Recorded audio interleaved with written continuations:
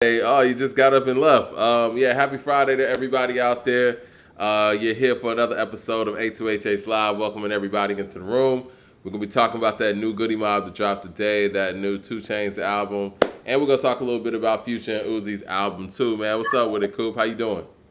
What up, fam? I'm sorry I hopped up on you like Oh no, no, that. it's all good. It's live television or live, whatever we want to call it. So, but yeah, I we mean, hold on, Mike. 5, 4, 3, 2, 1 was pretty fast. five, four, three, two, one. We're gonna welcome everybody into the room though, but you know what? When midnight hit, man, I was really excited about this Goodie Mob project because we saw what the features were gonna be, and you know what? I didn't even know, and it was all on a lot of the promo material because it was featuring Chuck D, featuring Andre 3000, and featuring Big Boy. And then it said featuring Big Rube, and it also said totally produced by Organized Noise. And I didn't go in with that expectation. Listening to it off top, shout out to everybody in the group in the room, saying hold what's on, up. hold on. When you say you didn't go in with that expectation, what expectation do you mean? When I'm talking about expectation, I'm talking about the Goodie Mob album that dropped at midnight. I didn't go in there with the expectation that Organized Noise produced the whole album. So I Oh, was, me, yeah, me I didn't know either. that. I didn't know that part until after the fact. And man, I'm gonna have to be honest, man. Like some of the rhymes was on point. I think Timo shined well in there. Andre 3000's performance on the song was very underwhelming. Big Boy showed up. Big Boy killed it. I like Cujo. I like Gip. I thought CeeLo, I expected more, but the production for me, and I hate to say this as an Organized Noise fan like that, man, I had no idea they produced that. That I think at the end of the day, the production is what let down this Goodie Mob effort. Respectfully, but that's where that's what was blaring to me when I first heard it. Like I said, the first couple of tracks was cool. I love the message. I love what they were coming from with that. But yeah, the production just wasn't there for me. What were your thoughts on that album? And what were I'm y'all gonna. thoughts too in the chat room? I was about to say I'm gonna echo your sentiments about the production. Unfortunately, I'm gonna echo your sentiments about Organized Noise and how I feel about them as well. And I think I think that was the overall disappointing feeling about it was that, they more than any other production team in the South are responsible for the South being a burgeoning hip hop sound.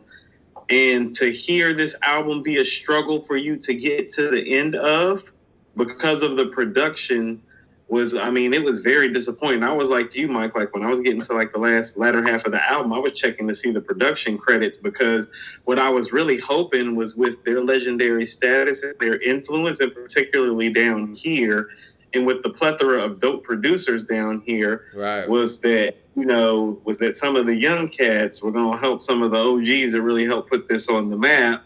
Yeah. Like, I wouldn't say like update their sound because their sound is so original, but It's I so mean, classic. Yeah. yeah, I mean, like, because they sound good. Like, I mean, they don't. I think the lock should probably be the new bar of like what a 25-year-old like rap Yeah. crew should look like.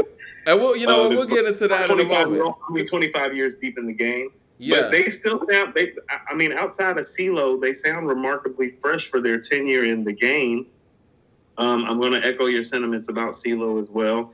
It looks like the tools that were in the toolbox aren't as there. They're either not there or not as invested. I really only heard the CeeLo, like the great MC that CeeLo is. I really only heard him once, maybe on this album, maybe twice. Right. I'd have Right. to go again to try to like check for it to be sure.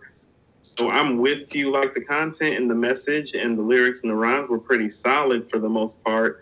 CeeLo, like, and it's funny because maybe like CeeLo not being like the avant-garde, like great cutting edge MC that he was, like maybe helps this feel more like a group album. Yeah, that's true. You know what? And we haven't really seen that, like you said, for that collective in a real long time because CeeLo's always been the standout. In my opinion, on Yeah. Soul Food, I feel like Cujo might have been and it's debatable. I think Cujo might have been the best rapper in the group on Soul Food. But even with that being said, CeeLo was still the standout. And he was still the outlier in the group. And like you said, this is one of the first times, if not the first time altogether, where CeeLo was just like another guy in the group. And that Mike, throws off their dynamic. Mike, you want to know what? I know it's 2020 and we're talking about their album today. Did you just say that Cujo was the better rapper possibly than CeeLo on Soul Food in 1995? Yeah. I mean, versus like Sesame Street. I mean, like I said, CeeLo is a standout. Mike, hold on, Mike. If you take Andre's verse from Thought Process off, the two best verses on that album after that are CeeLo's verse on Thought Process and CeeLo's verse on Goodie Bag. And you could argue that CeeLo's verse on Sesame Street is better than Cujo's verse, as great as Cujo's verse is. 13 and a half years old. All right. Let me rephrase what I said. You know what? And let me go to the comments real quick before I rephrase what I said. Andre Shear says, from Benjamin Mays, I'm amazed that we made it this far. A poor black family is all that we are. Wishing upon a star from a trace of happiness. My mama do her best, but she ain't making no progress. Yeah. Andre Shear says the album sounded. The best verse on that song, Mike. You bugging. Andre says that the album sounded weird. Jay says that it was a letdown. He gives it a 5 out of 10. Stefan says it was all right. Jason Tracy says, who is your favorite rapper? Ghostface Killer. But yeah. Now, as far as Cujo, man, on Soul Food, I'll put it this way. I get it. Clearly, CeeLo's the standout. And CeeLo did his thing, and obviously I think CeeLo was a step better than what he was on Soul Food and still standing. So the bar is a little different for him. But Cujo, I felt Cujo in a lot of moments more than I felt anybody in that group. And I guess that's when that album came out. Like the feeling that Cujo gave you, I felt that. Hey, now you're right about that, Mike. The feeling that he gives you on that album is the soul of that album because you can hear somebody. I mean, because I listened to Soul Food this week from beginning to end for the first time in a very long time. You can tell Cujo's in and out of jail at the time, and you can tell his mother's struggling with his health. It reflects in the music in a very powerful and impactful way. I was actually about to say his verse on Fighting is the verse that stands out to me. And even his verse on Thought Process, like he's not too far behind CeeLo. Yeah. Not too far behind CeeLo. And what I want to kind of remind everybody, since we're kind of like revisiting his history a little bit here with Goodie Mob coming back out, is that CeeLo's a little bit older than everybody in the Dungeon family. No, Cujo is. MC-wise.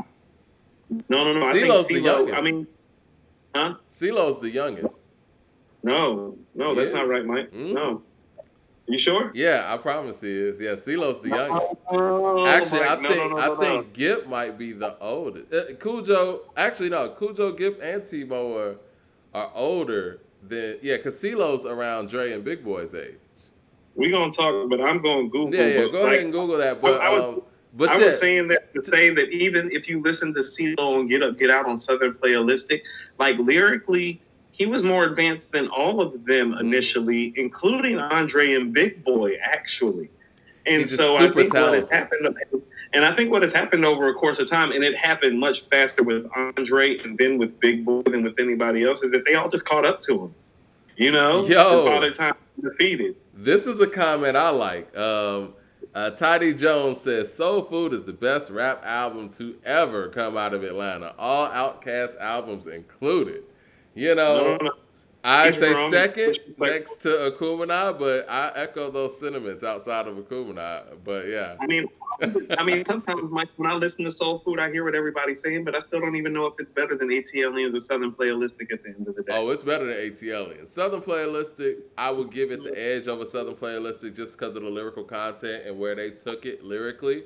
But the powerhouse of production on Southern Playalistic really makes that album stand out. And you know what? Again, since we're going to talk about production and we're going to give props where props is due, Organized Noise produced one of the best hip-hop albums of its time with Southern Playalistic. They set the bar very high for themselves and the rest of the Dungeon and everything else that they dropped. Soul Food was a great follow-up to that.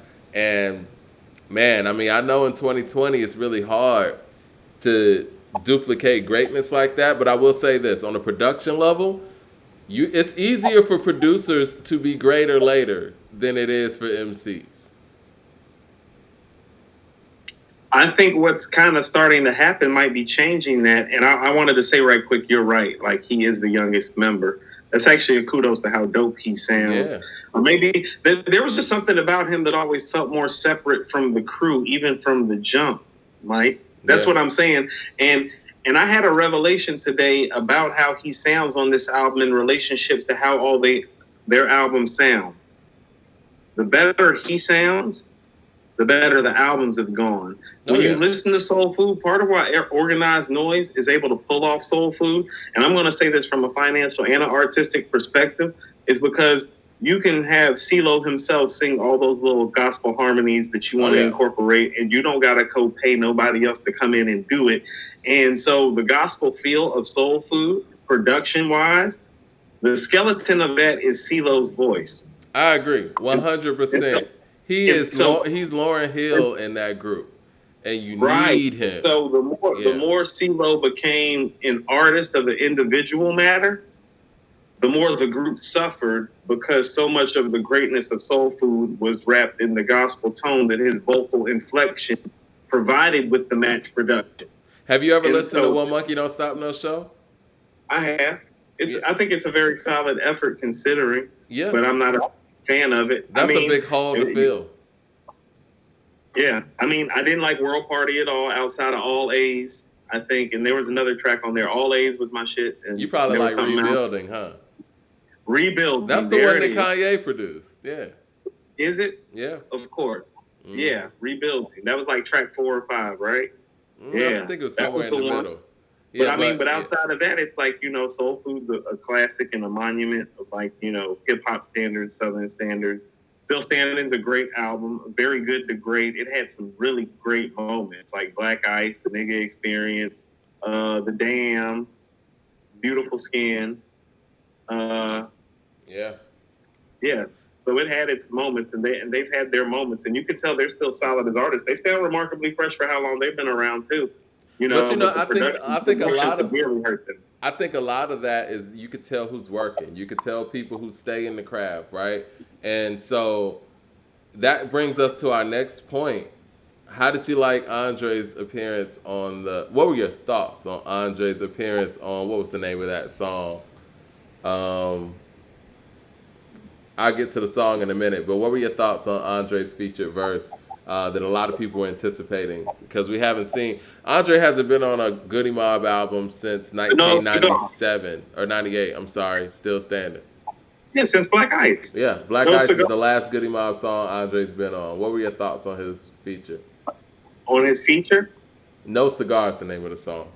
Yeah. No. I just pulled it up as well. So here's what I would have to submit to you.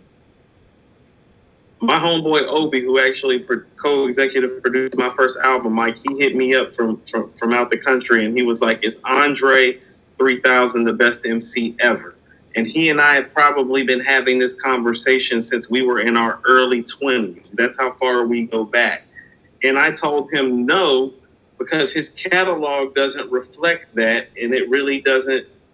It's not respectful to the Ghostface Killers and the Nas's and the Jay-Z's, or even in the Scarfaces, like keeping it down south, which I've always told people, if we're talking like I have Scarface higher than Andre because of Scarface's great catalog. He put in the work. He put in the work as an individual. Now he put in the work, and so many. Hold on, and so many guys that are in Dre's realm of the MC have put in the work, but I want you to understand that it's like, this ain't like no average dude asking me this. This is a dude that I trusted to do my projects and does film and is highly intelligent, avant-garde. And so understand, Dre is so talented that he makes people feel that way. Exactly. But here's the thing about it. When you don't deliver with this low output, oh man, does it show itself? You can't call him the greatest MC of all time when you're only going to hear from him once a year, and this is what you get, especially when you have somebody like, I don't know, a Rakim, who we only heard once this year. I was going to say that. God did with it. Right. We're on the same page. I was going to go there. You can't Right. sit here I and was listen gonna to go what there too. Rakim. We got one Rakim verse this year. We got one Andre 3000 verse. How did they sound to you? Do they even sound like they're on the same planet? Hold on. And one guy precedes the other guy by a decade damn near. Yeah. So it's like, Yeah. no, he's not the greatest of all time. And so it's like, I don't appreciate how you be talking about Andre sometimes. Like, I really don't. But Gotta be real, man. But on a day like today, where it's like, he didn't perform maybe up to what we expect, it's like, well, this is why he's not the greatest. But I'm also going to remind people of this. He's probably had about 5 or 6 years where he's only given us like literally 2 or 3 verses, and those verses have been in conversation for verse of the year. So Well, listen, this is the thing, and hey, Mike, how often does Haley's Comet come? Like 76, 77 years, something like that. Listen, man, this is the thing. All Haley's slander aside, and I know I sound like a scorned fan whenever I talk about Andre, but the thing is, he's so talented. He's so talented that when he is on point, he makes you feel like he's one of the best things you've ever heard. But see, the thing is, the level of, like you said, the people who are in this conversation of the greatest, there has to be a level of consistency and density in your material too. And where he doesn't deliver there, he disqualifies himself. Mike, I'm going live right now because my man Obi's out the country, so we talk on WhatsApp. I'm about to read the convo to you right quick. Okay, go we ahead. Just talk sporadically like this. Like we'll go weeks, months, sometimes a year without talking to each other. But I mean, and this is another hip hop dude talking. And he's like, is Andre 3000 best rapper of all time? I said no, but he should be. I said no solo material, no real catalog. He said, is the qualification solo? Yes. I said, that's not fair to J Nas and Scarface. Yeah, man. This is what he hit me back with. He said, Terrell Davis only played 5 years. I said, you can't be the best with no solo work and very little group work. I said, and Terrell Davis is not a top 10 back. That was just a sidebar. And you know what? It was Terrell Davis coming off the bench and sharing time with another running back. That matters. Hold on. No, Mike, I'm saying this because he just hit me today, and here's what he just hit me with. So I haven't read this, so I'm gonna read it live. He said, "Yeah, I get the longevity part, but I can't co-sign the solo part. I don't see why that's important. A rhyme is a rhyme, and there are cats like Obi that feel that. But you know what, Ahmad? I used to be one of those people. When Andre was my favorite rapper, I would make that excuse as well. But when you sit there and look, and when you and it took me really working on According to Hip Hop to really understand, like, you know what? A lot of people have put in a lot of work. And when we used to do all these comparisons, and we still do the comparisons, when you start breaking it down, and I got to sit here and compare, let's just say Common, for example, because he has an illustrious catalog, right? And he has, albums like Water for Chocolate, where you got the light, and then you put up these songs that you mix. You know what I mean? It's like, how can I even compare Andre to him when we got one verse here versus a whole song? I can't do that. You know what I'm saying? Now you can't. I mean, Mike, I'm not even on your side. I don't deal with nearly the volume that you deal with in terms of what you see. And working for According to Hip Hop the last 5 years has actually done the same thing to me. It's made me respect the guys that have been around a long time and have put out so many quality projects, whether it got the notoriety it deserved or not.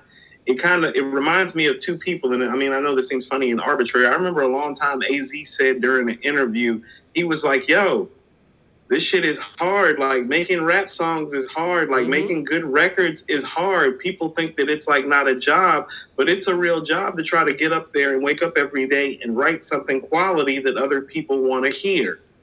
And he's right. And then I think about Prince, when Prince was on Larry King, and he's talking about, Purple Rain did this, and Parade did this. Like, is that my fault, or is that how the label pushed it or marketed the record? Like, I'm the artist. I did my job and gave you a quality product. So, like, if it doesn't do Purple Rain's numbers, like, why is that on me? Derek Coleman has a comment. He says, Muhammad Ali is still the greatest of all time and hadn't had a fight since the 70s, RIP. So why can't 3000 be the greatest of all time? Because he took a break from this shit that ain't even hip hop no more. Well, Derek, the thing isn't about him taking a break, because Rakim is taking a break. It's about the fact that he doesn't have any solo material. And again, like, I'm gonna reiterate that I was on your boy Obi's side back in the day. Like, it doesn't matter, but it does, because you know what? I'm not gonna discount what Big Boy means to not only the group, but to Andre. And to have another person to bounce off of, it's different than when you got to go in the studio by yourself and come up with this stuff. And Andre hasn't proven that he can do that. So I can't put him up against people who are proven that they can do that. If we're going to do that to Raekwon with Only Built for Cuban Links and talk about, you know, Ghostface was involved, why can't we do this with this man? You know? Hold on. I mean, Ray's made great stuff without Ghostface. And there are great songs on the, hold on, and there are great songs on the Purple tape without Ghostface. There are. Like Incarcerated Scarface and Spot Rushers are classic rap records. Of course. Okay. One of my favorite, both of them, one of my favorites on the record. And I think that he was a better rapper than Ghost at that point too. But what I'm saying, in 1995, he is a better rapper than Ghostface. What I'm saying though, when you have that energy around you, that means something. Jodeci stuff sounds different than Casey and JoJo stuff. It just does. You know what I'm saying? Hey Mike, when I was recording, I was connected with some guys that used to be plugged like to Bad Boy, like from the Bad Boy days. And one of them came in one day when I was at the studio because I was at his people's crib recording. And I was by myself, and he walked in, and he saw me recording by myself, and he was like, yo, Coop, he was like, you really be coming in and going in by yourself? Yep. I was like, yeah, all the time. He was like, nigga, that shit is hard. It's different. You know, he's a guy that's been in the room with multi-platinum artists, and he's telling me like, yo, he was like, we got to get some niggas in here, like with you, Coop. Like, you know, he from the Bronx, you know what I'm saying? So like, he's talking to me like, yo, Coop, like we can't even, he's like, he's trying to get niggas like in the studio to come help me because the vibe of having people around is different and creating in the creative process is so important. Like, Mike, I thought about something. You're going to love this because I know you love Cool Breeze. What does Cool Breeze's career look like if he keeps Dirty South to himself and drops Watch for the Hook, Creatine, and Dirty South on East Point's greatest hits, and that's not on Soul Food? Isn't his career totally different? His career was mishandled anyway because they dropped an excellent album, and you know whatever was going on with Interscope and Organized Deal, they didn't push it forth. But I do agree with you. I do think that them pushing a Dungeon Family Posse cut as the first single could have hurt him. I guess it was there to help him because they were established names. What I'm saying is Dirty South was his. So what if he drops Dirty South as the first single, and then he comes out with Creatine, and then it's Watch for the Hook? His career is totally different. The trajectory is totally different. I agree. And that's one of the beautiful things about the Dungeon Family. Like I've heard Gibbs say, like, you know, I've written hit records that you didn't even know that, like, I wrote, like, the hook to or, like, the bars to, like, you know, and that's a beautiful thing. The brothers can get together and do that, but that's the thing. It's brothers getting together to do it, and we've never seen Andre, you know, do what my man was saying that I was doing on the regular, which is apparently the hardest. Like, Mike, I didn't know it was hard because my cuz who taught me, like, he taught me, like, me and him, so I'm used to being in the booth and going for self. That's how he taught me. And so I didn't even know that it's like, oh, no. It's supposed to be crew love. Like, fuck that solo shit. Like, even the solo shit's supposed to have the crew there. You know, in a former life, you know, I was in a rap duo, and then I did some solo stuff. It's very different when you go in there and you waiting your turn to do your verse, one verse, than when you have to go in there and do 3 verses, a hook, and put together this song and not have any outside voices on it. It's not as easy as people might, you know, take it as. So I have to disqualify Dre if he doesn't have any of that. You know what I mean? No, Mike. And I don't think that's what I mean about what AZ said about how writing a rhyme is hard.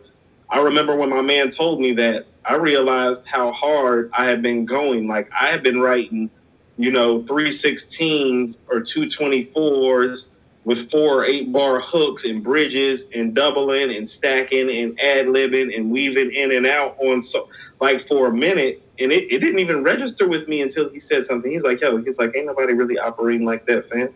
To put it in context for people, and again, if we're talking this greatest all time thing, and again, it's not about the time off. To put it in context, Biggie, the man that's in this picture behind you, had 2 albums. One single album, other double album. I'm not even going to count the Born Again stuff, and let's count maybe some of the features. He has more verses than Andre 3000 has to date, and the man's been dead for 23 years. That's what it means to be solo and what it means to be in a group. Andre and Outkast albums. That's crazy. On that Outkast can't be accurate albums, at this point. That can't be accurate at this point. Like, you've been saying that for a minute. Add it up. Outkast albums, Andre's averaging about 12 to 14 verses every Outkast album. They got 4 albums. Honestly, 12 verses, you know what that is? Okay, 12 Mike, verses is 4 songs, Scoop. Hold on, Mike. Hold on. 12 verses is 4 songs, Scoop. If I'm not mistaken, Ready to Die is about 15 or 16 actual songs. Both Books of Life After Death are about 11 songs. So we're talking about roughly 40 songs right there. And you can go through like a couple, you got some partying bullshit, Who Shot You and stuff like that. So let's say about 50 songs, probably about another 25 guest verses, right? 75? Like Biggie got about 75, 100 verses Something out there, like right? That. Yeah. Dre ain't got 100 verses. No. Oh, man, really? He don't. We're going to have to check on that. That's what I mean about how you be being disrespectful sometimes, though, Mike. Because you're talking about Big. You're talking about Big, and I get what you're saying because that's kind of a nod to how great Big still is because he's still in the conversation for the greatest MC of all time. And it, like Mike, Wayne's had years where he's done 100 verses, like multiple years. That's what I'm saying. Like, it is what it is, man. So, I'm not going to sit here in front on, Dre's skill level, but I will say this. When you do have that minimal room for error, of course your verses are going to be better. And just like this appearance on this Goodie Mob was very underwhelming. No, Mike. That's the thing, and I think here's the thing with No Cigar. I think this is the first time that we haven't heard from him in a while, and he showed up, but he hasn't shown out. And for how little his output is, and for what his regard is for guys like my homie Obi and other people out here, in particular in the South and in Atlanta, it's like, well, no, like you can't do that because you show up so infrequently. So it needs to be stellar when you showed up. Like, I don't know, like Rakim just did when he showed up. Well, which is part of why I said the other week when we were reviewing 2 weeks ago, when we were reviewing Busta's album, I was like, he's eternally in the top 5. Look at what he just did. He came out, Mike, this dude was rhyming like in 85, 86. I mean, the album dropped in 88, but 85, Mike, he was rhyming in 85. He's rhyming like that in 2020. He's great. That's great. And so, like when somebody like Rakim shows up and does what he does on Busta's album, like he just totally takes Andre off the board because then you can go, I don't know, play Paid in Full, Follow the Leader, let the rhythm hit him, and if you want to like keep it current as far as his last greatest stuff, it's like I told you, Mike, the saga begins, and it's been a long time. Like off of the 18th letter, that's epic stuff. Like The Saga Begins by Pete Rock. I mean, like Mike, that's probably one of Rakim's 10 best songs. Like, think about what I'm saying when I say that. In 1997, like when he was like past his prime, he was still producing like a couple of songs where it's like, well, damn, that's some of his best shit. Like that rivals some of the Paid in Full shit. He's just that great. He was making epic records before Dre was even rhyming, And again, no knock on Dre like that. It's just putting everything. He was 4 albums deep. I mean, Rakim was 4 albums deep four solo albums deep before Outkast even came out. Correct. And I do think if we're talking about being an all-time MC, being a solo MC does matter because you have to. That's an intangible that you have to prove that you can keep people's attention for 3 verses. And I think that is a part of you being one of the greatest because as an MC, we're individualizing you at this point, right? So we can't just take a person out of a group and say this, Um, where I was Somebody gonna just go to. Go somebody ahead. just texted me and said Soul Food was a dope song. I'm just saying, and it was. And it Like I'm not was. It trying to was. shit on Goodie. Like What? Soul Food was dope. Well, It's this a is great where I song. was That's a gonna go classic, right? to. I have come to the realization as an Andre fan that he just doesn't have that solo in him. And it's like because even when Mike, you no you're because hear me Mike. out You real be quick. disrespectful. No, you be disrespectful, but you're right because it's like I'm thinking about. Like, I mean, shit. Rakim did more verses than Dre's done in his career before Dre ever came out. And it's 2020, Mike, and you and me are putting this stuff together behind the scenes, and we're talking about like, damn, like which Conway verse is better than Rakim's verse? Does it deserve verse of the year? We ain't having we ain't having conversations about this like cigar verse like that. No. And the thing is, like I said, and hold on, and maybe, but hold on. Here's the thing. So maybe it's unfair to be comparing Andre to Rakim, though. it is. That's why I say he's disqualified. Right. So he can't be the greatest of all time because we can't compare him to Rakim, and Rakim is the bar by which you judge great MCs. Correct? Of course, it's just not. It's just not an even conversation to even have. And like I said, Tribe. All right, let's look at Tribe. But Mike, if we talking rhyme for rhyme, I mean, you're going to be hard pressed to find someone like Mike. If you go pull if you go pull Dre's 25 best rhymes, yeah, he's going to win. Well, the problem is, it's like how many more rhymes are there after that? Being the greatest is a marathon. It's like that's like us sitting here saying that somebody who had a couple of great seasons is the greatest ever in a sport. It's not just about no. There's more into it than being the marathon. Like Fam referenced Ali, like being done in the 70s. If I'm not mistaken, Ali actually didn't retire till like 81, 82. But technically, he was done. But hold on. But part of why Ali is the greatest, isn't it just that he was the greatest? Like he's fundamentally sound, gifted, and like all those things. Mike, he beat some of the greatest boxers who ever lived. Like he beat Sonny Liston. He beat Joe Frazier 2 times. He beat George Foreman when George Foreman was Mike Tyson before Mike Tyson and undefeated. Like he beat these guys. That's why he's the greatest. So it's about who you're like leveling up against too. And that's why I always tell you Jay-Z guys that say Nas is better. No. Not when he got ethered up in this bitch. We can get on that in a minute, but we'll never get to the rest of our topics.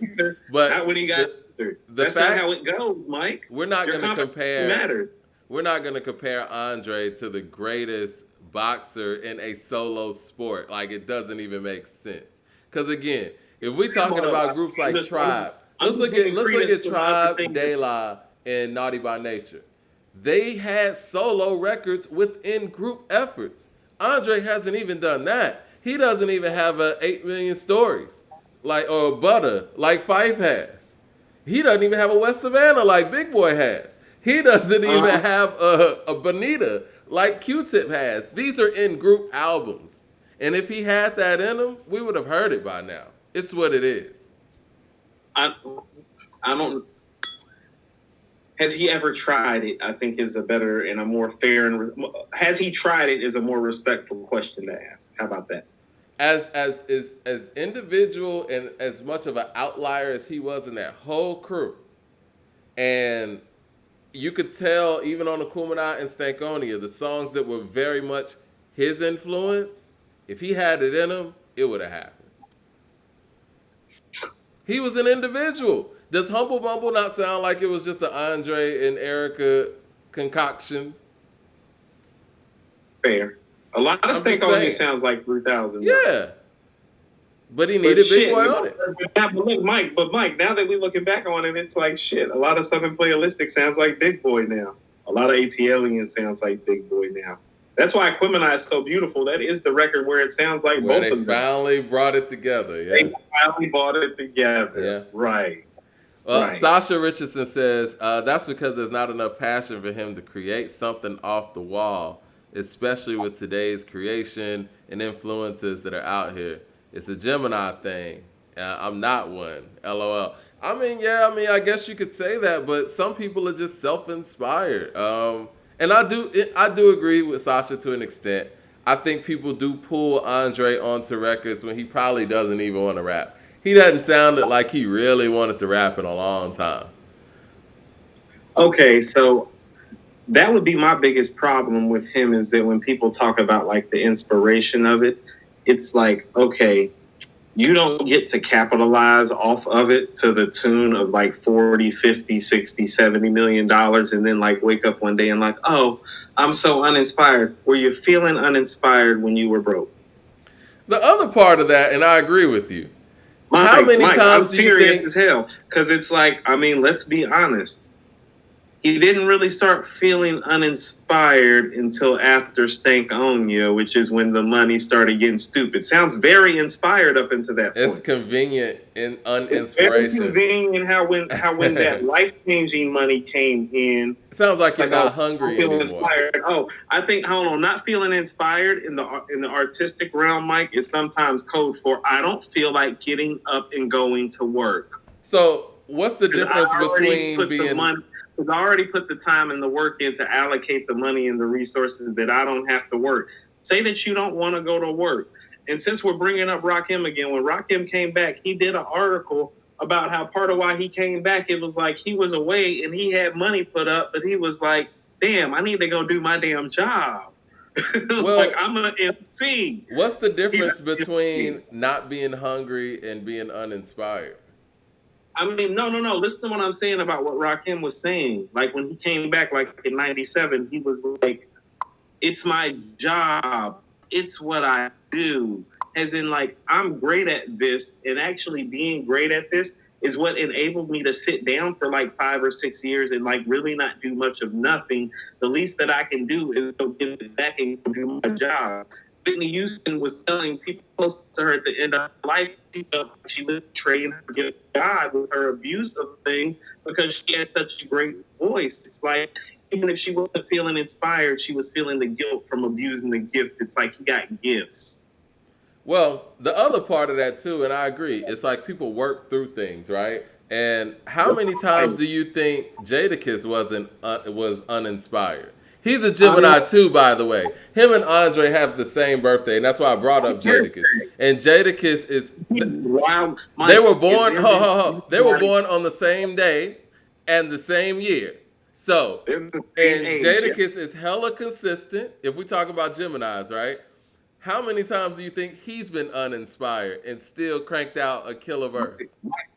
I was actually about to say, Mike, has there been anybody in the history of hip hop more consistent with stellar 16 bar verses than Jada Kiss? That's why I don't want to hear that. Oh, he's a Gemini. He's going through it. Cool. No, They man. were born on the same day at the They same here. year. They're the So, same. give me another excuse for Matter of fact, I mean, Mike, him. you want to, and when you say it like that, it's like you can't even put 3,000 ahead of Kiss. I can't. And that I hurts me can't. to say. It This is my hurts favorite me to rapper say that growing I up. love 3,000. Yeah, I love 3000. I love Outkast. Let me say that. But I do love what 3000 Everything, Mike. brought to Outkast. Yes. They changed everything, Mike. So, yeah, we're not going to go with that whole, making that excuse. Because, again, how many times was Jay-Z uninspired, right? And cranked out an album with some hits on it because he had to. Because he was the business. I mean, that's just how many times was Stevie Wonder uninspired during his run, but he knew he had to crank out another great one. Or when I Michael mean, Jackson was making records through his voice changing and shit. Mike, that's what I'm saying. It's like, Mike, what did you say about Stevie? Like we've gone through Stevie's run a couple times. What did he do, Mike? He did like 8 albums in 12 years. And like 5 of them are classics, 4 of them won album of the year. Yeah, Like, man. And you know what? And I was going through Hotter Than July, and Hotter Than July was supposed to be after the run. That shit got classics on it. it does, and that's like 81. Like, Yeah. actually, no. Like the run for me actually ends with Hotter Than July in Yeah, it 81. does. It's like from 72 to 81, but in 9 years, it's like 12 albums, 4 albums of the years, like 5 or 6 classic albums about about 70 to 80 records of classic music. So, I'm not going to sit here and knock people for their inactivity because they got their own individual reasons for it, but I'm not going to put you in the conversation with the greats when you got stuff like that going on. Because then what does that make Stevie? A super great? Like, what, No, what is this? that's what I mean. It's like I can't fight for him today because it's like look at the output. So it's like I can't defend him today to you. It's like all of your shade and disrespect is going to get all the way in the door today because he allowed it to get in the door when he didn't give us verse of the year material with the only verse we're going to get this year. Again, Big Boy sound better on this Goodie Mob album than Andre by a long shot. And the fact that people still shit on Big Boy is crazy to me. But Big Boy's in the habit too, Mike. He's still in the habit. The Big Boy still rhyme. Yeah, he's active. What did you think about the 2 Chainz album? I liked it. What did you think? I liked it too. I like spots on it. I like. Let's talk about Kanye's appearance real quick. It was kind of a hot topic, and I think you remember when T.I. went and tried to do that song with Kanye. After he did the he said the slavery is a choice thing. They went back and forth on this and did it in a way, I guess, what T.I. was trying to do, but this one actually worked. So I'm glad that you brought up the track with Kanye, and not even because it's like Kanye on the track. That's actually where I feel like the album gets good and starts picking up steam. I agree. I said the same thing. And it is very rare. I'm gonna like.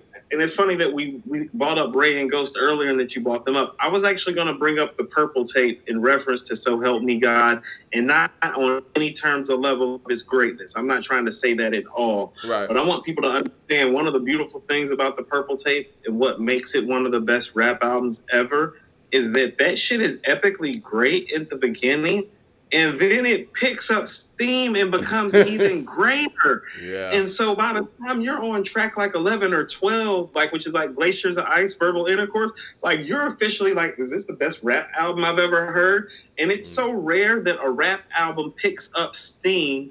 And so I would call it the Purple Tape effect, where it's like this album actually picked up steam as it went on. And I was borderline about to give up on it in the first 5 songs. But then the more I kept going and the more I kept digging, the more he kept snapping, the better the production got. Yeah. And by the end of the record, I was asking myself, the top 20 albums that I have ranked this year, I have The Liz by Armani Caesar at number 20. Is this album better than The Liz? Is what I was asking myself by the time it was over. And by the when it was starting off, I was like, nah, like nothing's happening with this. It's going to be on the slept on list. It picked up with the Kanye song, and I agree. And that's when I called my homeboy and got interested. I was like, yo, did you hear that little shot at Jay on there? You know what I'm saying? Like, because we all know that, 2 Chainz has been kind of saying that, he's trying to get his whole verse. Or his Jay-Z verse. I guess he's not trying to get that verse anymore. And the Southside Home. And the Southside. I think he gave up on that. I think he was like, you know what? I don't need a Jay verse. I got Kanye. And Kanye said what did he say about The Rock? What was the lyrics? He said something about, are you still repping The Rock? 3 bars, Mike. It's about 3 bars with Dame and Biggs in it. It wasn't just a bar. It was like, no. It was bars. It was he said, no, I was in the studio with Dame. I was in the studio with Big. And that's where it ended. I was about to say, he showed some depth on this album. And I was actually asking myself by the time was it done, is this his best album? Really? Because from 6 to 15, Mike, from track 6 to track 15, all these songs are pretty tough, Mike. All these songs got something for you 6 to 15. Like, he did an excellent job. And that's not to say that the first 5 tracks aren't good. They're just solid. They're just okay. I just feel like he's treading waters on those songs. Yeah, they sound like mixtape records, actually, for him. Right. Yeah. And he's done that. And he might have been in mixtape mode and switched to album mode. There's no telling. But like 6 to 15 on this album, was pretty stellar. And I'm asking you because I'm just looking for a baseline for it. Is it better than The Liz by Armani Caesar to you? Like, You know what did what? you I think? think if we be fair, I think it it could be. And see, the reason why that question is difficult is because the Liz was more of a breakthrough, and for me, the Liz kind of, I mean, really overachieved what my It expectations did. were, and It did. so it gave me a feeling that I don't think that we've had in hip hop in a minute from female MCs. It gave me I that agree. everything that I heard on, because I think I called you after damn that West Side Gun album. Yeah, The you appearance. texted me after you heard Fly God 2 when you heard her Yeah, on Little C's. yeah, Lil C's, yeah, that song. So yeah, when I heard that, I was like, "Yo, man, I like how this feels. Like I haven't heard anything like this in a minute." Oh, the vibe, And her right? album was a reflection of that. It didn't disappoint at all. Because after I heard her feature on West Side Gun's record, I went back and listened to some of her stuff that I heard that I saw on Apple Music, and it didn't sound like the stuff that was Griselda-esque. So I didn't know what to expect from her album, but I was like, yeah. So it's hard to really even compare that to the Two Chains because he's so established and he has so many people involved in the record. You know, you got, big samples. You got a Lil Wayne appearance. You got Guy, Teddy Riley samples. You got a Hall and I Oates don't care. sample. You got a Kanye feature. So I wouldn't put it ahead of the Liz because she kind of went at this on her own, if that makes any sense. I, Um, I agree with you, and I was saying that as a baseline because by the time I got done listening to it, I felt like the Liz was slightly better, but this would be the record that would, like, I guess, kind of be right outside my top 20 ish. There huh. are a couple of records, and Mike, and you and I, we just have our fluid conversations and stuff, and like some things on my list might change. Like I've thought about moving from a king to a god up to a time for praise prepares. I have Okay. We're so crazy. I've thought about sliding a couple of albums out that really just haven't held up well, even though they're still good projects. It's Right. just when you listen to them, you're like, I'd rather listen to something else better that came out this year. You got And to that's the type reassess of it, I year it guess. is where it's like there's so many quality projects that there are guys getting pushed out kind of at the end of the year because it's like no, the project is good, it's just not staying. Well, you know what? One of my favorite records on that Two Chains is the record with, I think it was Free Lighter with Chief Keef Yeah. and Lil Uzi. A little Uzi, Chief yeah. Keef went crazy on. I didn't know because again, sometimes I'm doing a bunch of stuff at the same time, right? Hold on. Didn't Chief Keef have the last verse? He had the second verse, and Oh, that's so Keef on the second verse. exactly. He Listen, snap. I listen, thought that was listen. Cool. I Uzi. was just about to say that because, like I said, No. I'm doing a bunch of different stuff, while I'm listening to the music, and I'm hearing the second verse. I'm like, who is this? On the second verse. Yeah, it was Chief Keef. I thought that was Uzi. I was like, No. because I was in the distance too listening. I was like, Uzi over there snapping, huh? Right. I knew it wasn't Uzi when I heard it. I thought it might have been like one of Two Chainz artists or something. Because you know how know why I thought it was Uzi? Because the way they line up the albums now, it's like the verses are lined up with how they line up the features that's on there. Right. And so when I had already had the list program in my mind. So when I'm hearing the second verse, I'm like, damn, so Uzi over there snapping. I'm like, that was cheap. I'm like, okay. Yeah, I like that song. That's one song that I replayed a couple of times actually. I actually like Ziploc before with Kevin Gates. I thought that was good too. I thought Ziploc with Kevin Gates that was good too. And the only reason why I didn't go back on that is because the other song came on. And yeah. YRB with Ross and Scooby, Wait for You to Die. Yeah. You're right. This album picked up steam. He steamrolled the end of this album. Yeah, it was excellent. It was an excellent finish. I think what was it? Straight to the League, the one that came out before. I think he kind of closed. Rapper to the League. Yeah, I think he kind of closed up a few of the gaps that he had on that one on this one.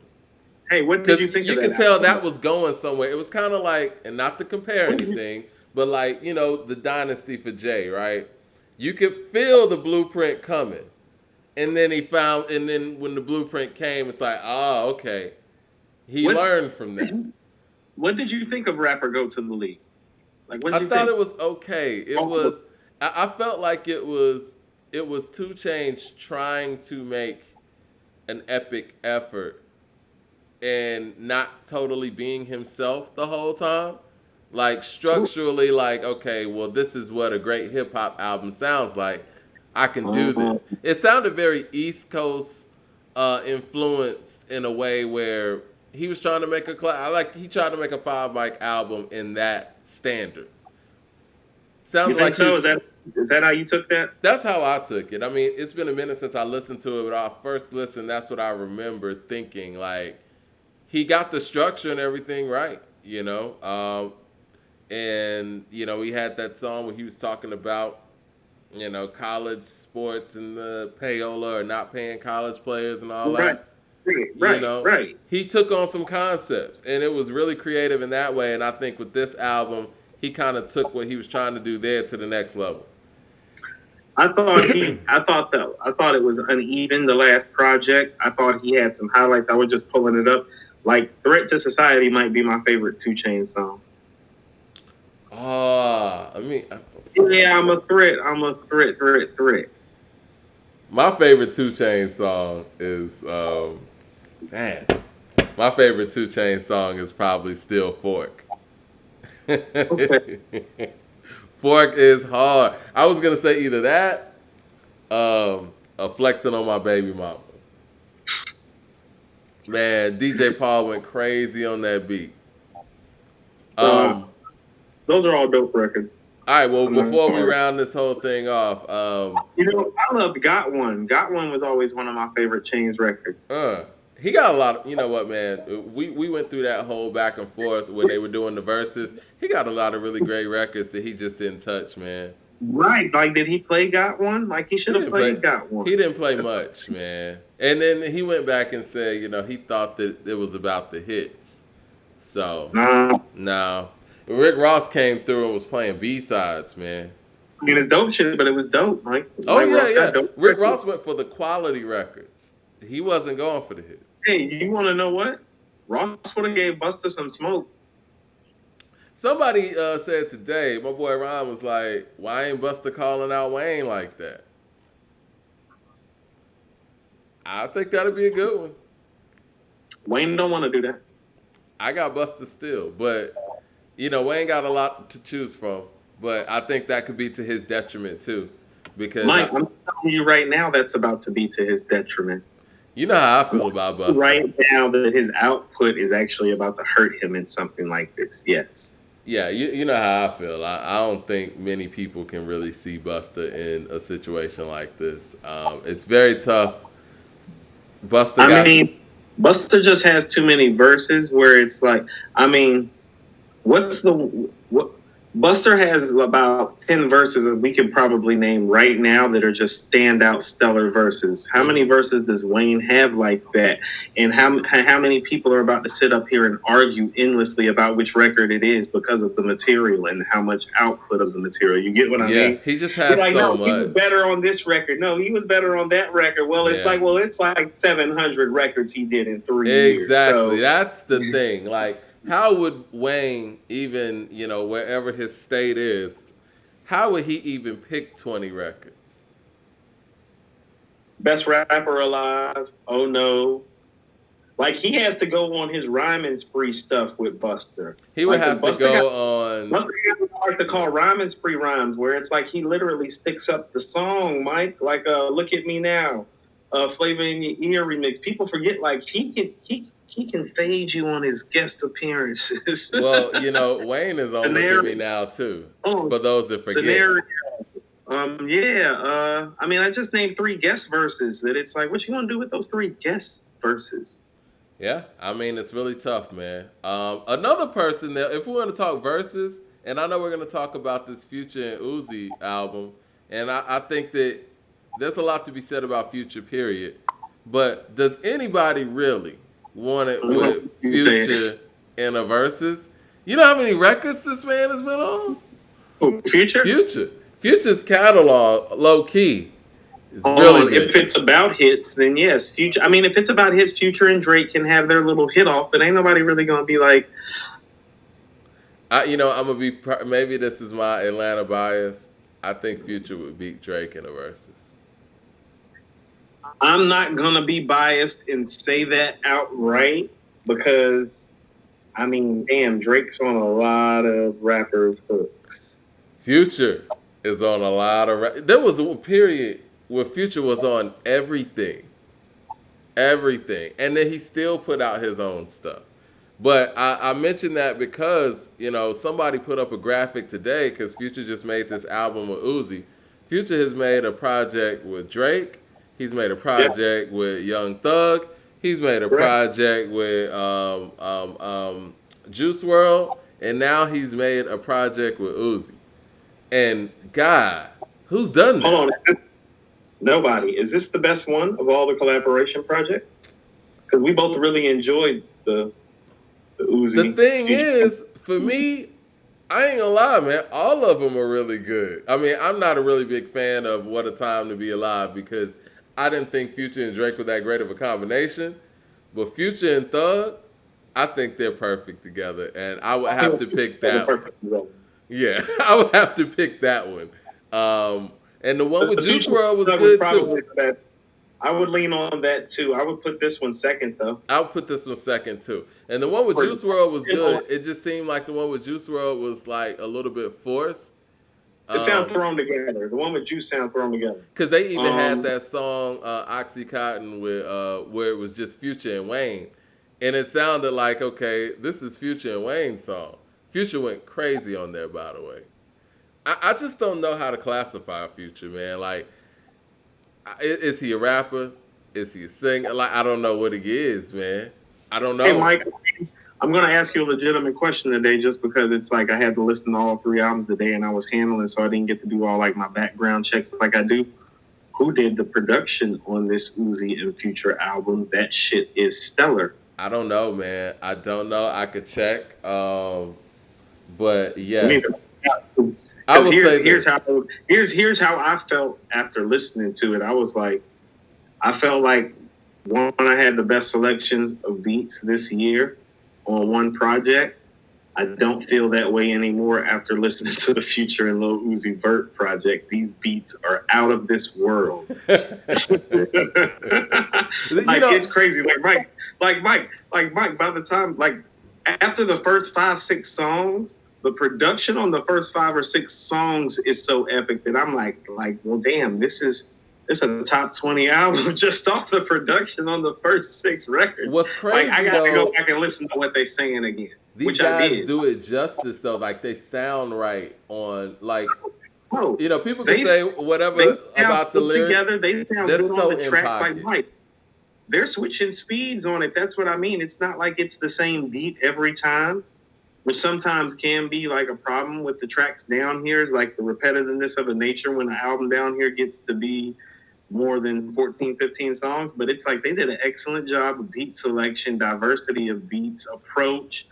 They got a lot of producers on here too, by the way. I'm looking at it right now. Who's on there? We got DJ Esco. Metro's not on here at all. Metro's not on here at all. Nope. DJ Esco. They got Loudy Luna. They got Zaytoven on here. They got Buddha Bless. They got London on the track. Weezy out of here. Weezy. Hey, hold on. How many tracks Weezy do? Man, he only did 1. DJ Esco did the most. Turbo's on here too. But, hey, Turbo too. I think Weezy deserves some Producer of the Year consideration too. When you look at his body of work for the year and all the projects he's dipped and dabbed on, when you pull him up this year, I would say Alchemist is still Producer of the Year, and Hit Boy would still probably be right after that. But I would put Weezy creeping up. Yeah.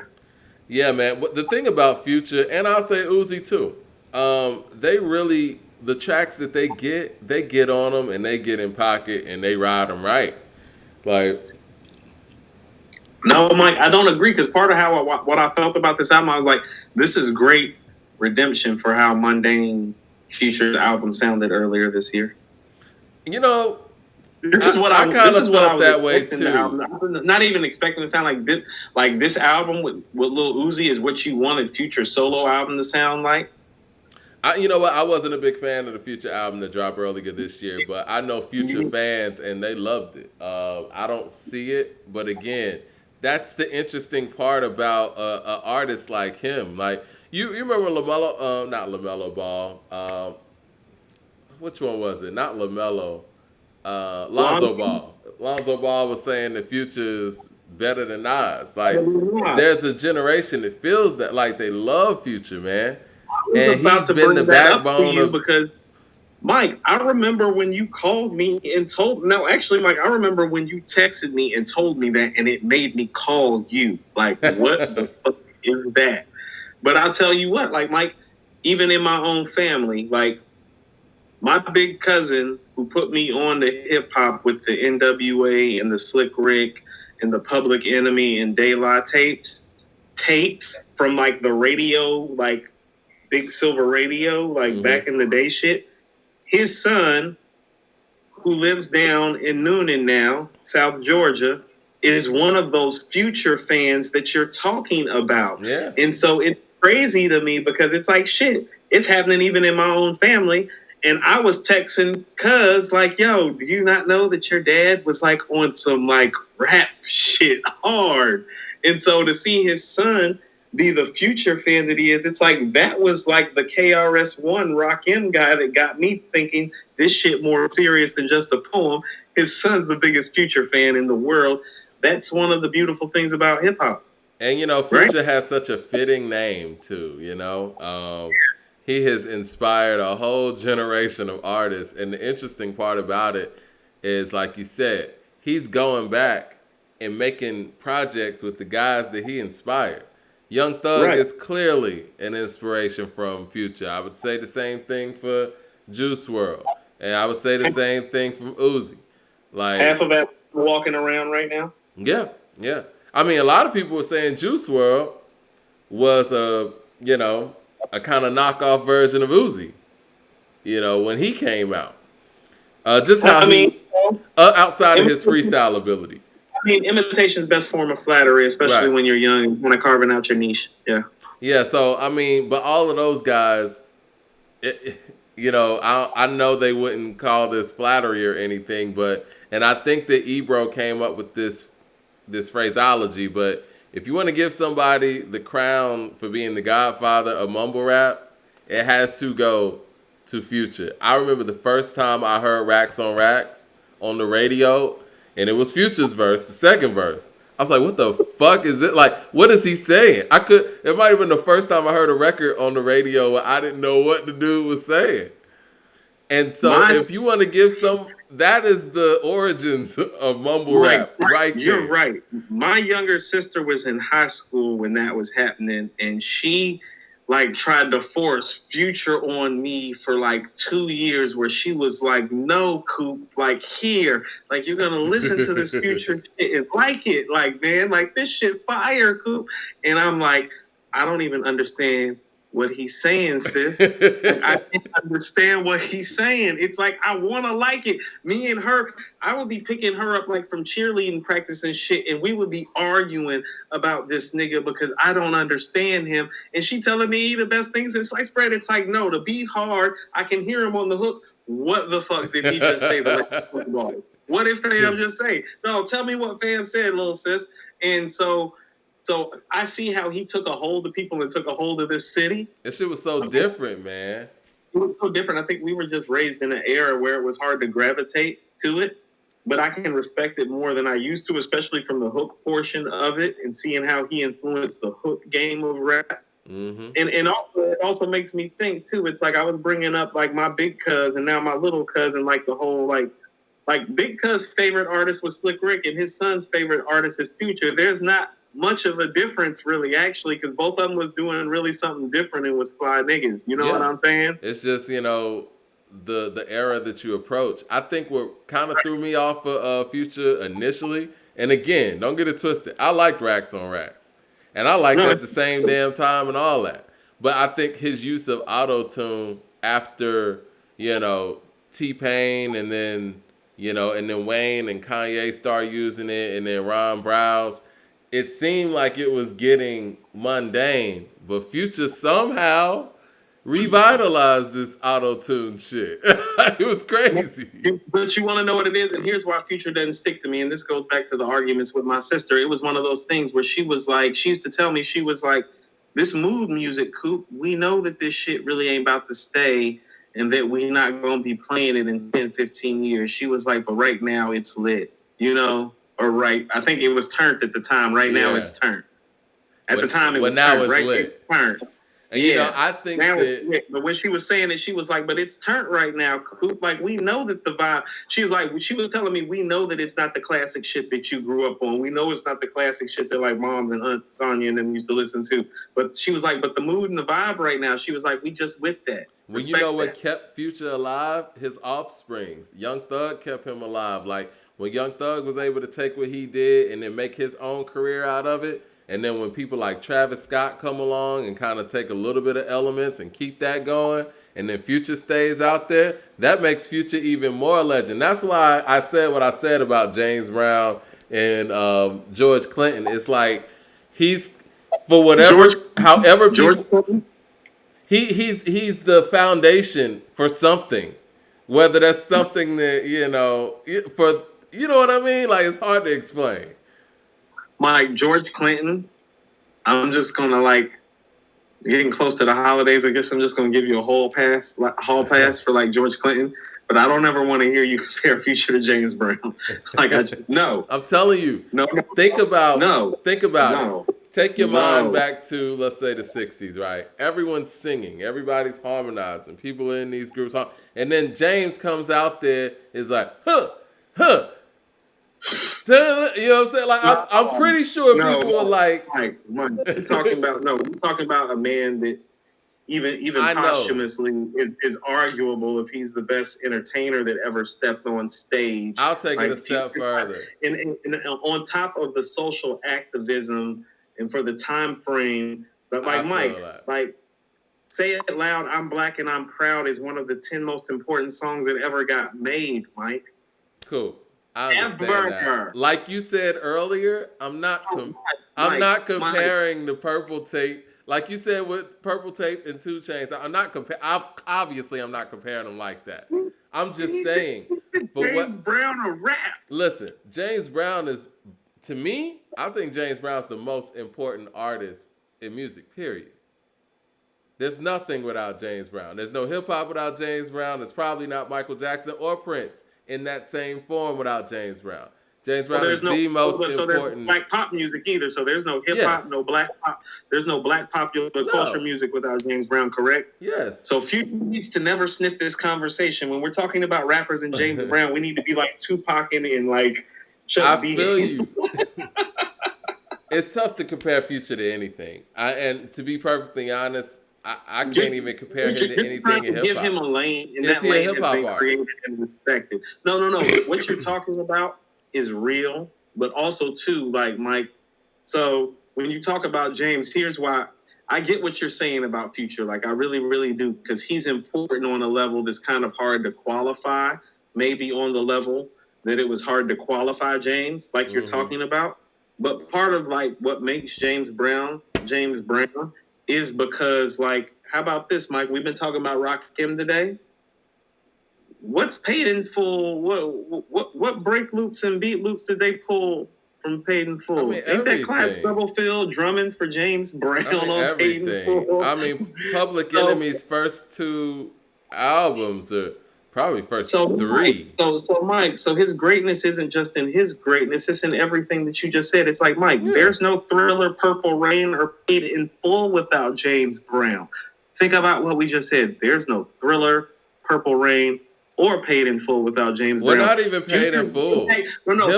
Future's impact, although legendary, he hasn't produced offsprings or results that are the results of his work that are even relatively comparable to that, Mike. Nobody will. James Brown's the most important artist ever. Like I said, hip hop would not. Like I said, George Clinton, yeah, because George Clinton inspired guys like Andre 3000, Kendrick Lamar, He inspired Prince and We'll, Michael we'll Jackson go as well. further. We'll go further than that. I mean, well, obviously Prince and Michael. There's no Chronic. There's no Dr. Dre really without Parliament Funkadelic. There's no G Funk. It There's is no what it is. That's fair.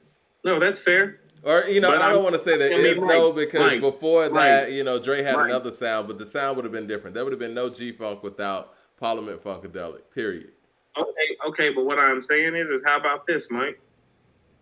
You can go listen to Straight Outta Compton. Dr. Dre, Jack, and James Brown, too. He jacked James Brown. Hold on, Dr. Dre jacked James Brown before he even got to George Clinton. That's how epic James Brown is. That's what I'm saying. Too. There is no hip hop. Well, I don't know what hip hop would sound without James Brown, because even if we take it back to Kool Herc, the actual loops that made the hip hop parties would Give It Up, Turn It Loose, and that drum loop. So, and the funky drummer and things like that. That's what even created the whole hip hop party and the two turntable, format in the first place, was those James Brown loops. Like people so don't even understand on Fight the Power. People don't even understand on Fight the Power where he's like, get down, sound of the funky drummer. Like, I mean, those are the drums. Those are the drums. Yeah. James. Everybody used James Brown drums in hip hop in the 80s. Okay, and so in the 70s. Everybody didn't use Future, Mike. And just, I get what you're saying now. Just James is just. No, I'm just saying, you know what? And I'm not even talking about just that impact. And I know we got to go in a minute. I'm not just talking about that impact, but just how unique Future was to his peers. I can only imagine no one sounded like James Brown in his day. Like, imagine how thrown off people were by his approach to making music after he passed the doo-wop era. And when people were singing, Marvin Gaye was singing, Smokey Robinson, these guys were singing. This guy comes up there grunting. Mike, they were just one step away from doo-wopping off the corner, actually, when he was doing that stuff. Yeah. They had just started singing. Yeah. And so it's like, what made James even approach music in that way? That's where I'm comparing, because Future's approach to music is so out there that it actually caught on. It's like... Yeah, no. His approach is different. But here's the thing. I think for James' ear was just special. I don't know if Future's ear is special. He's hearing something different for sure. But James was asking people to change patterns to things that traditionally had never been changed before in music. He's like, no, make that faster. Make that harder. Kick that. Like, he made it something else. Actually, Mike, like, this is going to seem funny. When I think about him in the hip hop context, if he was going to be an MC, he'd be Old Dirty Bastard, Mike. That's what I'm saying. There's no father to that style. It's like no father to that style. He might start the song with the ad lib and stack the song from the ad lib, like off a hi hat, and you're like you can't do that, James, and he'll look at you like, James Brown, I do what I want, Yeah, and that's what I'm saying. And we're talking about an era too where songwriting was actually a profession, where you had songwriters who gave it to the singers, and you had producers who were arranging the musicians. I can only imagine what songwriters thought of these songs that weren't even melodies, weren't even notes really. Right. That had to be throwing everybody off, and that's what I'm saying. Mike, I love Sex Machine. I'm pretty certain James is only saying 15 words on that song. I mean, Give It Up, Turn It Loose. Like, we got guys who are writing sugar pie, honey bunch, and shit like that. That's why I bought a Sex Machine. Yeah. Like people are writing My Girl. Like, James, like, stay on the scene like a sex machine. Right. Exactly. That's what I'm saying. That's why it's really tough to compare Future to any rapper. What I'm trying to say is, even for how epic Future is, and you're right, James is so far beyond, Mike. Like, it's far beyond. I mean, but Future, I don't even know whether to categorize him as a rapper, singer. I don't know what he is. He Future. And here's the thing about it. Isn't he a product of like 808s and Heartbreak by Kanye? So isn't this Kanye's doing anyway? Is he even really the real father of his style? Isn't he an 808s and Heartbreaks product? I feel like Drake is. I feel like Future is too. That's why they sound seamless together. Like, it's. I could see that. Yeah.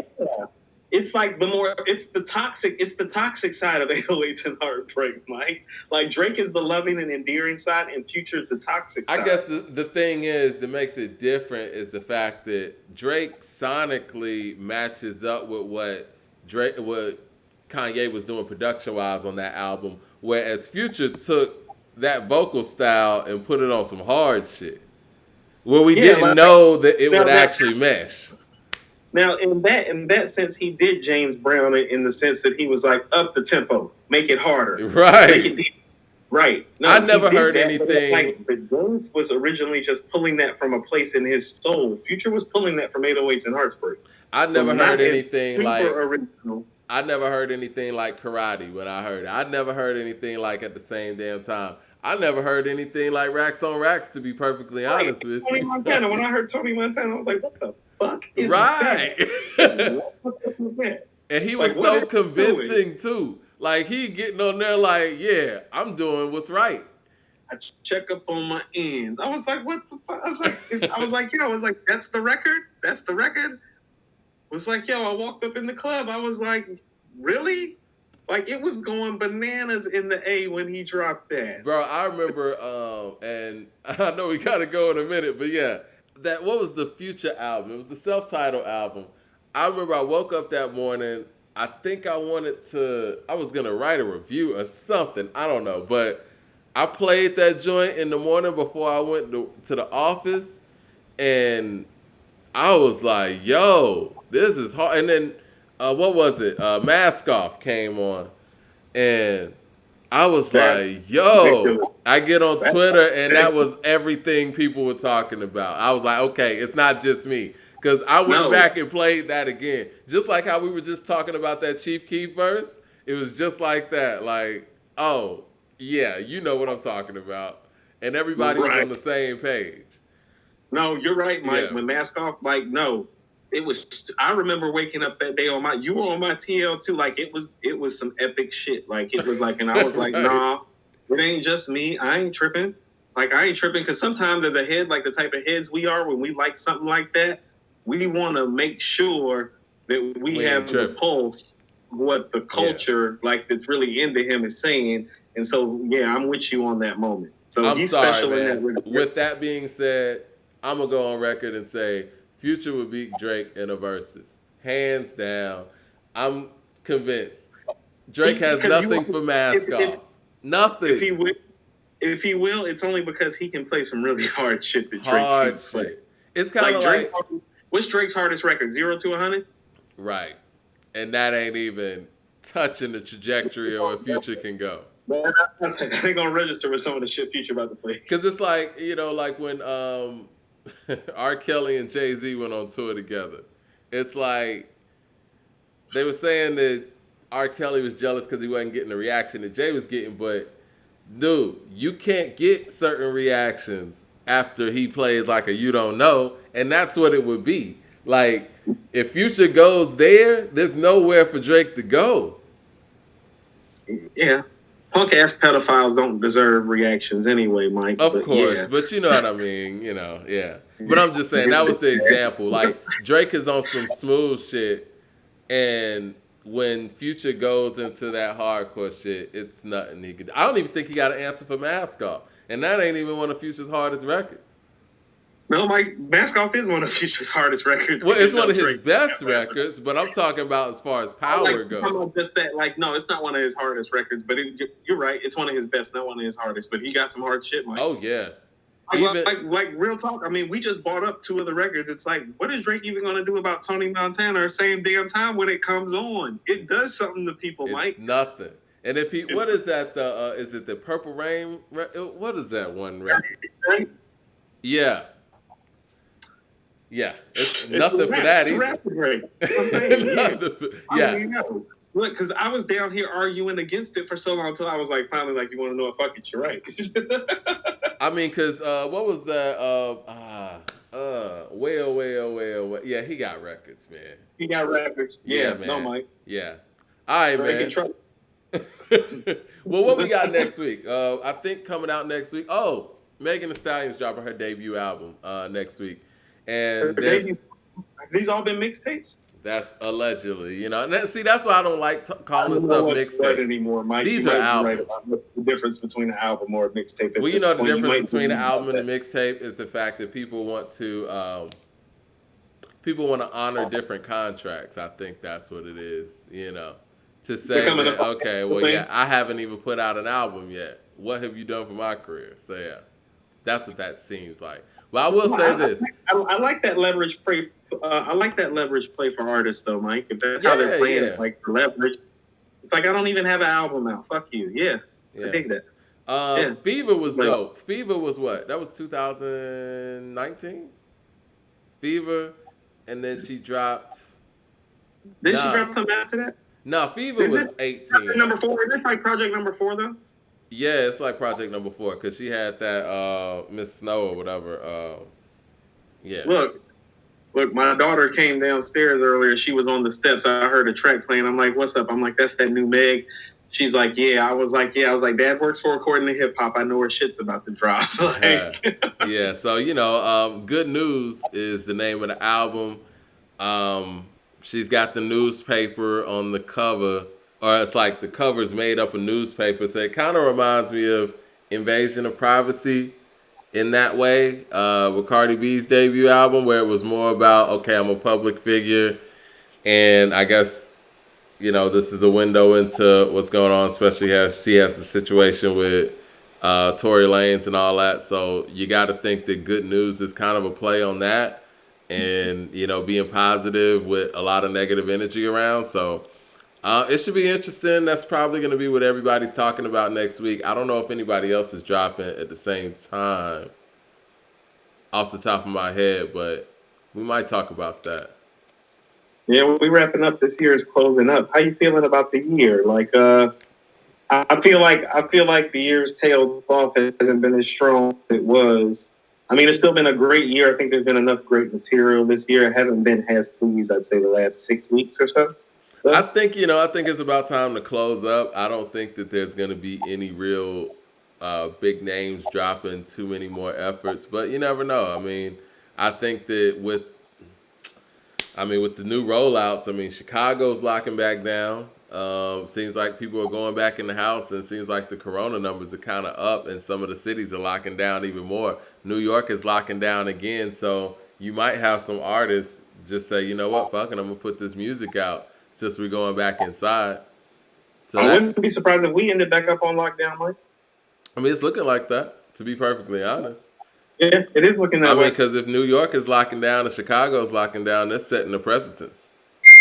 So Absolutely. yeah, those are the two biggest cities, and in Los Angeles, from what I understand, California's been locked down. They haven't really opened up.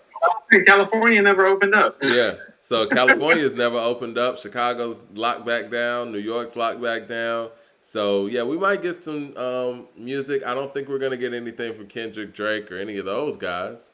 But with Megan dropping, that kind of makes me feel like, okay, everybody's gonna kind of let her live. So we're probably gonna get, some of the more independent artists, sprinkled around that. But as far as the big dogs and the majors, they probably just gonna let her ride the year out, I think. But J. Cole's Yeah. notorious for dropping in December, and he said he's gonna drop something before the end of the year. So Who said that? J. Cole, Oh, Cole said he's about to drop something. he said that a couple of months ago that he's dropping something this year, and he's notorious for dropping in December. So that could happen. What's our cutoff date for all our stuff, Mike? I Is he gonna guess, make our man. I guess it's fair to do a cutoff date when it goes to, man. Let's just say the end of November, man. December 1st. That's when we can really digest what's album of the year. Because what happened last year, the Game dropped, which I thought was an excellent album, Born to Rap in December, and Rhapsody dropped, Eve. When was that? When did Rhapsody drop Eve? Was that in the middle of the year? April. March or April, right? And so we put it up and let the people choose. But I think since Born to Rap was fresh on people's mind, it actually had an advantage. And we didn't get to see how long that album would actually be able to live with us in the way we did for other efforts. So I think it just might not be fair for albums to come out in December to get that consideration because it doesn't have that time to really bubble. So I think the end of November is probably the fairest. Okay, that sounds good. Looks like Cole not gonna make the cut then. Well, carry on to 2021. I think that's when everybody's coming out anyway. I mean, we're missing Pusha T, man. Where's he at? I mean, It's about time to re up. are we still live? Can I? Yeah, we still live. I hadn't cut it off yet. So the more that I listen to From a King to a God by Conway, I'm trying to think of the album where an MC performed like this lyrically for the duration that he performed this way. It could be album of the year. Level that he performed, because here's the thing about even Pusha T with Daytona, I think the performances are equal, but Conway has almost double the verses. Exactly. I would give him that credit on that. And if we want to talk about Daytona and its 7 tracks, which I think was the perfect thing to do at that time and how they did it, they executed it perfectly. But if we start putting it up against records like that one, it gets trumped because of that. Right, because the way Pusha, you know how I feel about Push, but and the way he performed on there was like, well, damn, Conway performed the same way. It's 14 records of Conway performing that way as opposed to 7. And that's what I mean. When's the last time an MC performed like this as a solo artist on an album where it really was a solo album and the level of bars was just so high? Because here's what I would tell you, like Mike, and this is probably going to flag some people. I don't think it's better than Good Kid, Mad City, but lyrically it is. It is. From a King to a God is lyrically better than Good Kid, Mad City. And Good Kid, Mad City and Daytona lyrically are the albums that I've leaned on by solo artists the last 10 years where I can look at and be like, and I think Conway may have just trumped both of them. I'm going to go listen to From a King to a God again. Yeah, I'm going to go listen to From a King to a God again.